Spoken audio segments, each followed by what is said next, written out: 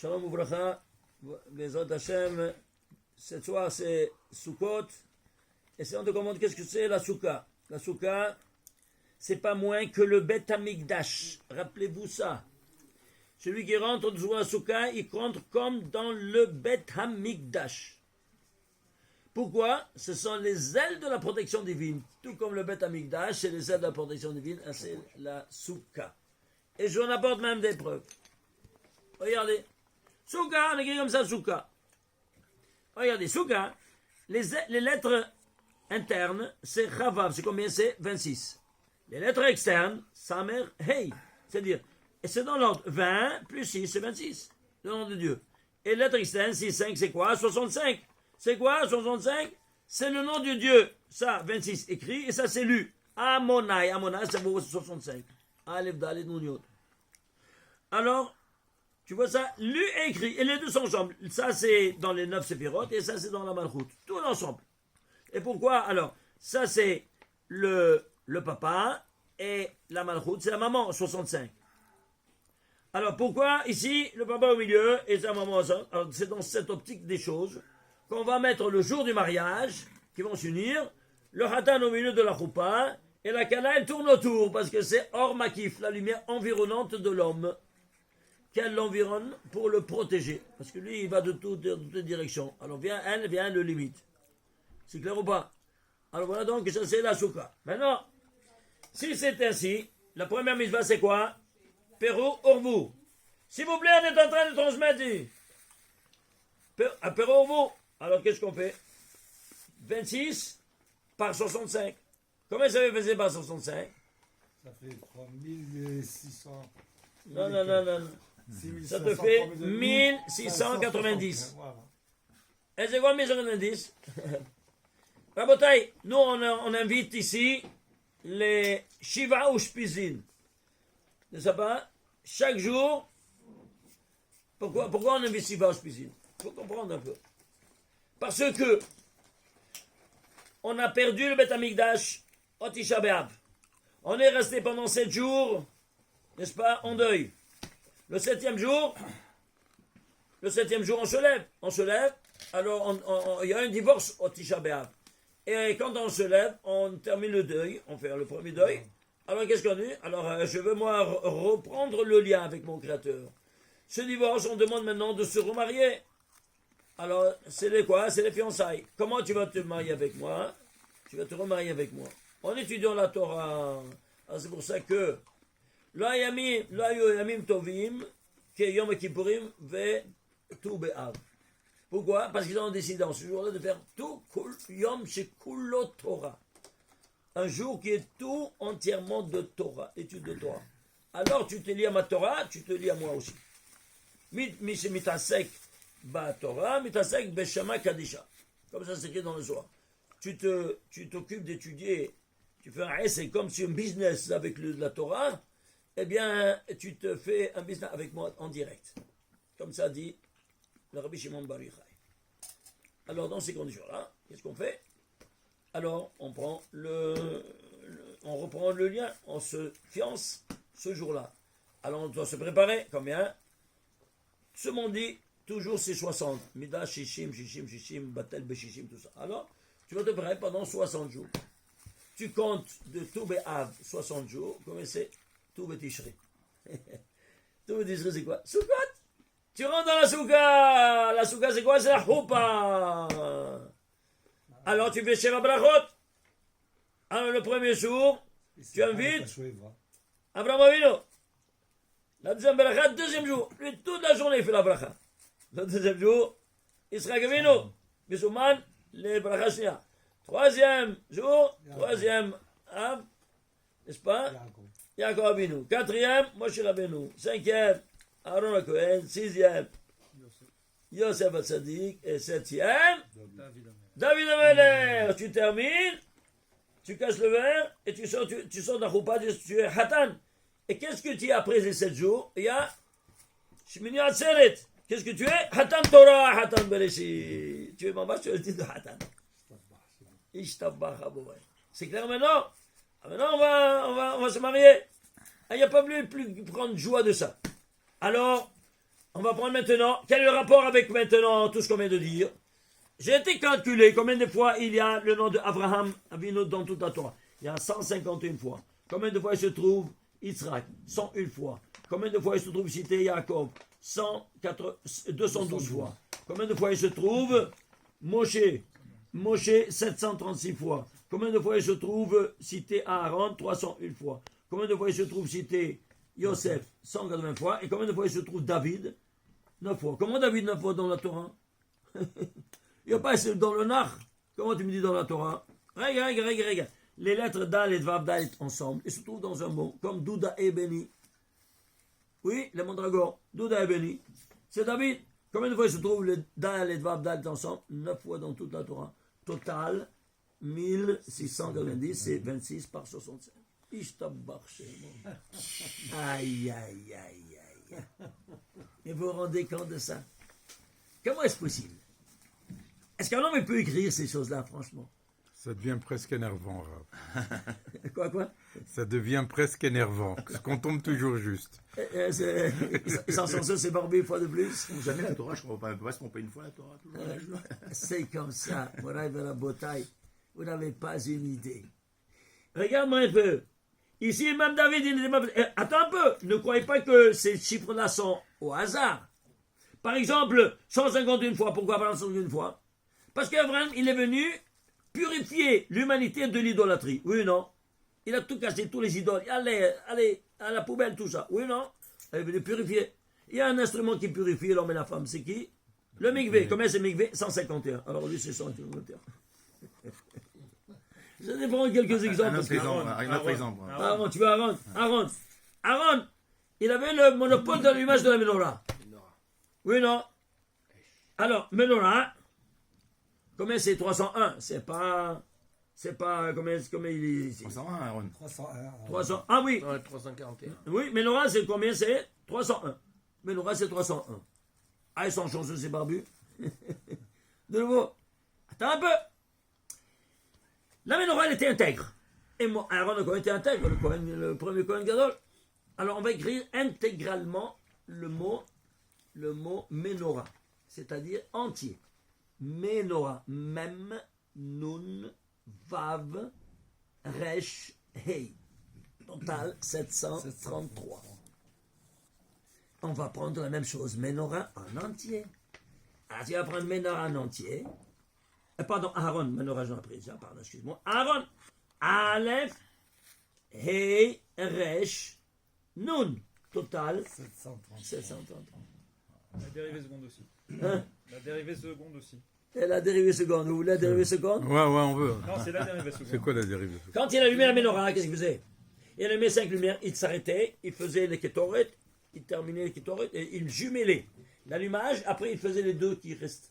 Donc il était au milieu de la menorah, de l'allumage, 5 kétoret et 2, hein, et il jumelait avec ça. Et pourquoi?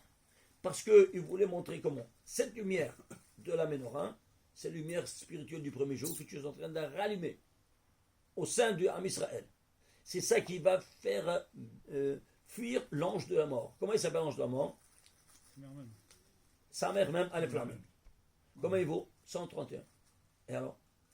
Les Kétoret, c'est l'unique instrument aussi, ensemble avec l'étude de la Torah, qui fait fuir l'ange de la mort. Tu fais les Kétoret, et c'est ça qui fait fuir l'ange de la mort. Quand il a été là-haut, il a dévoilé son secret. L'unique chose qui me fait fuir, c'est quoi? C'est les Kétoret. Tu fais une action de Kétoret, et moi, je prends la fuite. Alors, 733, tu peux le diviser? Non, c'est un nombre premier. Lequel? Le 131e nombre premier. Pourquoi 131? C'est le nom de l'ange de la mort. Est-ce que tu vois? C'est même valeur numérique, un double, n'est-ce pas? Caché du caché du caché. Regardez combien de messages il y a dans un. La folie ou pas? C'est incroyable, il n'y a pas une idée. Ici, par exemple, tu peux prendre David. Pourquoi David 9? Parce que lui, c'est la Malchoute. Et la Malchoute, elle est animée par les 9 séphirotes supérieures. Elle reçoit donc la lumière de 9. Non mais, au milieu de mots, hein, c'est pas la folie. Ça ne termine pas. Mais je dois vous continuer à vous montrer d'autres choses. Sukkot. Sukkot, Alors, ça c'est Sukkot, oui, mais allons voir ici. Regardez. Il y a 3 fêtes. Les 3 fêtes de pèlerinage, c'est en parallèle aux trois patriarches. Abraham, Israël et Jacob. Alors, il y a pourquoi? Parce qu'il y a 3 dimensions, 3 vecteurs sur lesquels le monde est régi. Temps, espace et matière. Le temps, c'est quoi? C'est Shavuot. Oui, non, parce que 7 fois 7. C'est le temps. Tu sanctifies le temps, tu comptes Shivim, Sheva, Shavuot. Oui, tu comptes Shavuot, tu comptes 7 semaines. Ah, c'est Shavuot. L'espace, la sanctification de l'espace, c'est quoi? C'est le Beth Amikdash, que Dieu il a sanctifié après la Hakeda, donc c'est Israël, où il a été fait sur la pierre, il a dit je vais résider sur cette pierre-là. Vous allez mettre l'arche sainte sur cette pierre. C'est clair?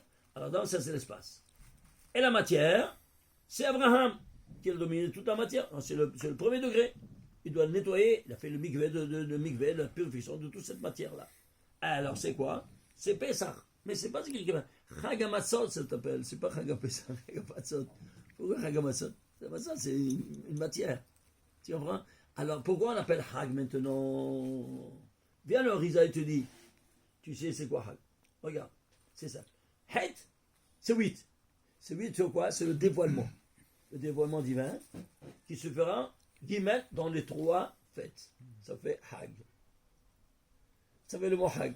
Le dévoilement divin dans les 3 fêtes de pèlerinage.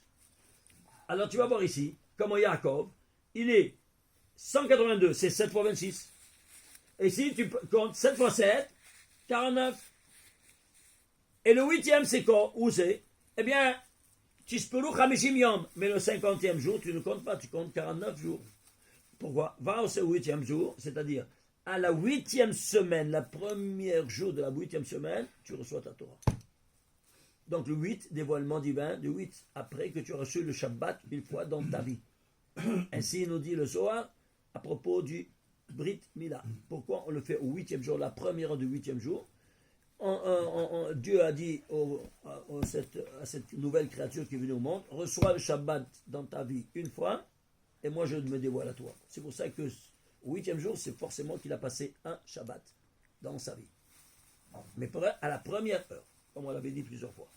Ici c'est quoi? C'est le vecteur espace, donc il se dévoile au 8e. C'est pour ça que Israël, c'est combien? C'est 208, c'est 8 fois 26.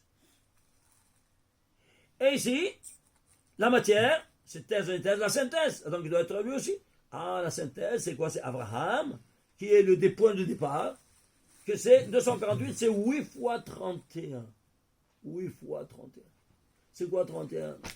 Aïe, aïe, aïe, aïe. Alors, 31, tu traduis 31, c'est Aleph Lamed. C'est quoi Aleph Lamed? Quel? C'est le premier des 13 attributs de miséricorde divine. Et lui, qu'est-ce qu'il était? Il représentait la miséricorde. La haine, c'est la bonté la plus grande.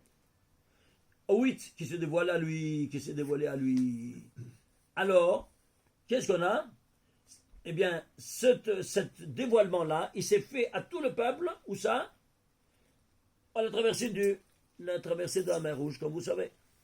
Et qu'est-ce que c'est écrit? Zekeli Vanveo, Zekeli Aleph Lamed, c'est le Dieu, mon Dieu, le 31, qui est devenu maintenant 41. Pourquoi 41? Dit le Harizal, regardez, Elle Moadé Hachem. Voilà, ça c'est le Moadé Hachem, ça c'est les fêtes de l'éternel. Prends les initiales, c'est dans le Shara Kavanot, page 77a. Il écrit texto. Elle Moadé Hachem, prends les initiales, c'est Imi, dans l'ordre. C'est quoi Imi? C'est la Bina. Et la Bina c'est quoi? C'est la 8e séphira du bas. C'est la 8e séphira. Les 7 d'inférieur. Après la 8e, c'est la maman. C'est la maman. Imi, c'est la maman. Ma maman. Qui engendre. Vous voyez ça? Ah, maintenant, on va prendre ici. Dans quel cadre il se trouve? Bien, dans 3 mots. Prends la gematria de Elle Moadé Hachem. Ça te fait 192.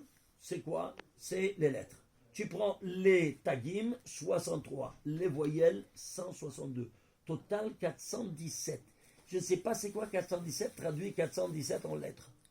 4, alors, 7, c'est Zain. 10, dans l'ordre. 10, c'est Yod. Et 400, Zayt. Fait. Tav, ça te fait Zaït. C'est quoi? L'objet, la créature que Dieu a fait, qui va être destinée à allumer la menorah. Non seulement allumer la menorah, mais même à rendre Mashiach, c'est-à-dire oint les sacrés de l'Éternel, dans le Mashiach, qui s'appelle Mashiach parce qu'il est Mashiach, de cette huile sacrée. Et pourquoi? On l'a déjà vu plusieurs fois, vous vous souvenez? Qu'est-ce que c'est le 417? C'est quelque chose de spectaculaire. Je ne peux pas entrer dans les choses, on sort du sommet.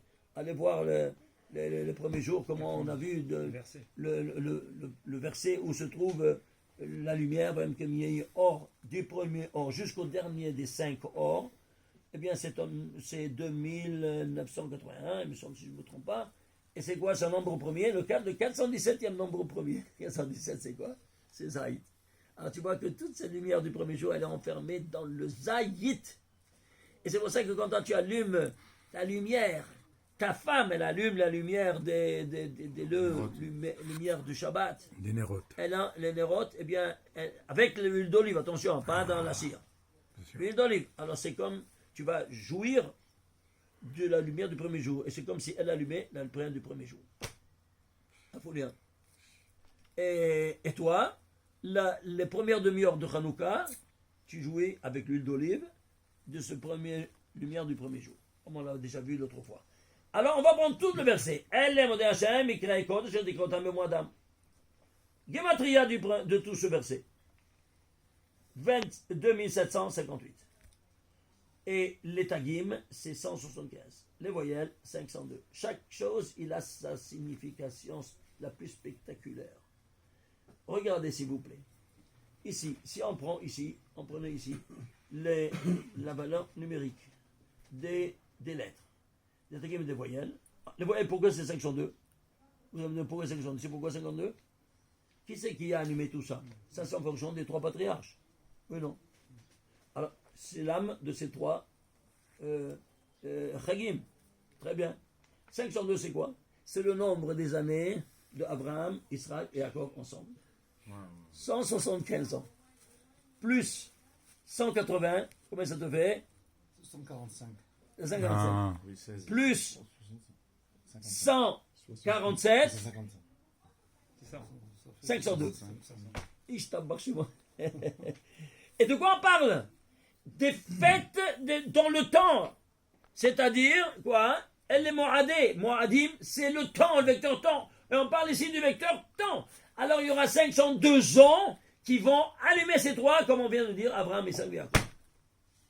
Mais dis-moi, est-ce que tu peux écrire une affaire pareille en tenant compte de tous ces paramètres? 175. Tiens, les tagim de tout ce verset, c'est combien c'est? La valeur numérique, c'est 175. C'est 7 fois 25. C'est quoi 175? Le nombre d'années d'Abraham. Le premier qui a ouvert la série. Alors, c'est le couronnement de toute la création. Abraham. C'est pour ça que quand tu termines la première bracha d'Abraham, d'abord, tu dis Magen Abraham. Tu ne dis pas Magen Abraham, il s'arrive à comment? Magen Abraham. C'est le couronne. Tu as dit le couronne, tu prends tout. C'est la matrice de 7 aussi. Et la matrice de 7, comme vous savez très bien, la matrice de 7, 7 fois 7, 49. Chaque colonne, chaque ligne et chaque diagonale me donne combien? 175. Alors, c'est 7 fois 25. Il y a en 60 quoi? La valeur numérique 25. Et c'est quoi 25? Le paramètre de la lumière. Tu prends le 25e mot de la Torah, c'est le mot or, qui apparaît dans la Torah, qui apparaît pour la première fois. Vous voyez? Maintenant, si tu prends 2435, c'est quoi? Eh bien, tu vas le décomposer. C'est 2 fois 5 fois 229. 229, c'est le 51e nombre premier.